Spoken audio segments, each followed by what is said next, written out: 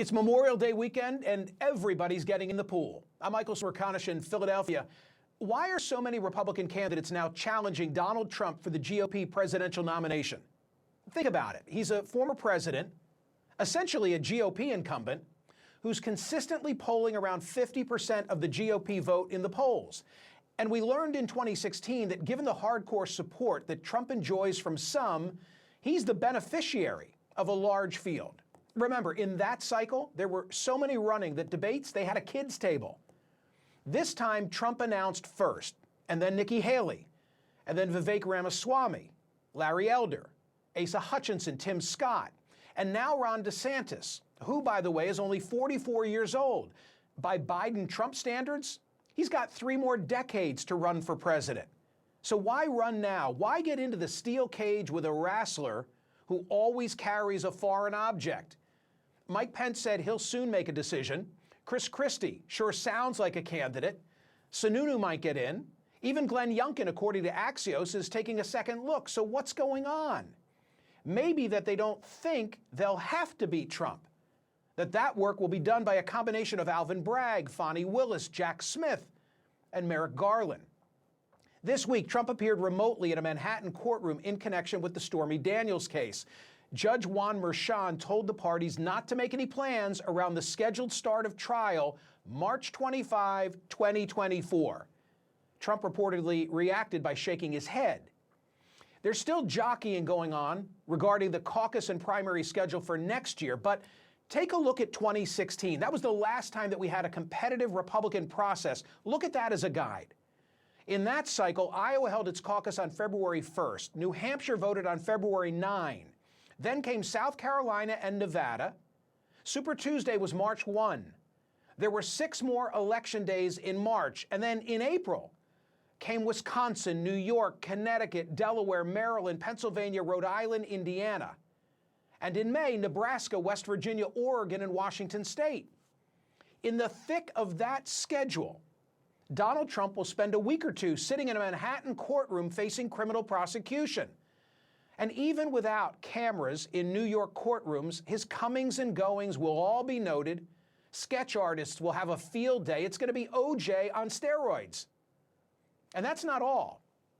Last month, Fulton County DA Fani Willis sent a letter to the county's sheriff putting him on notice of charging decisions that she'll announce in connection with her investigation of Georgia's 2020 election. And she wrote these words: "I'm providing this letter to bring to your attention the need for heightened security and preparedness in the coming months." She noted her timetable was between July 11 and September 1. Now, granted, there are more individuals than just Donald Trump whose conduct is being investigated in Georgia. But would any of the others warrant notification of the sheriff of the possibility of unrest? I doubt it. Instead, I think she tipped her hand that she intends to indict him. And then there's special counsel Jack Smith, appointed by Merrick Garland. The Wall Street Journal was the first to report this week that Smith has all but finished his work.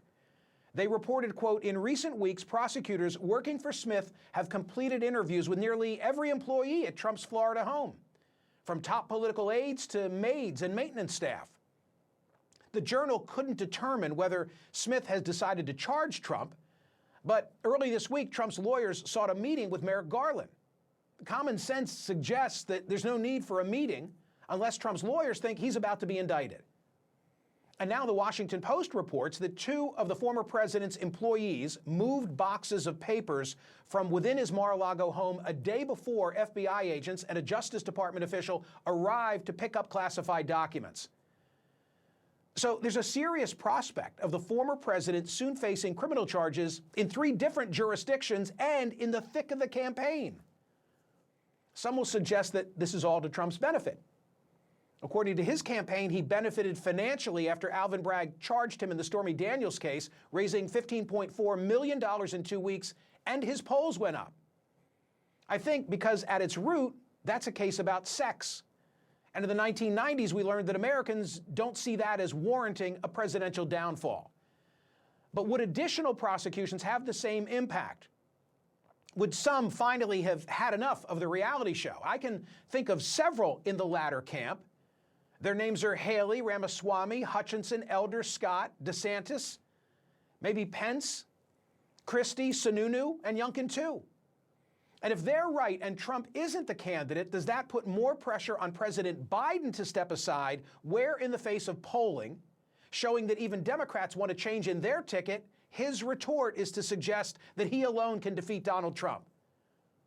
Bottom line, none of us have any idea what's about to unfold, but it's going to be riveting.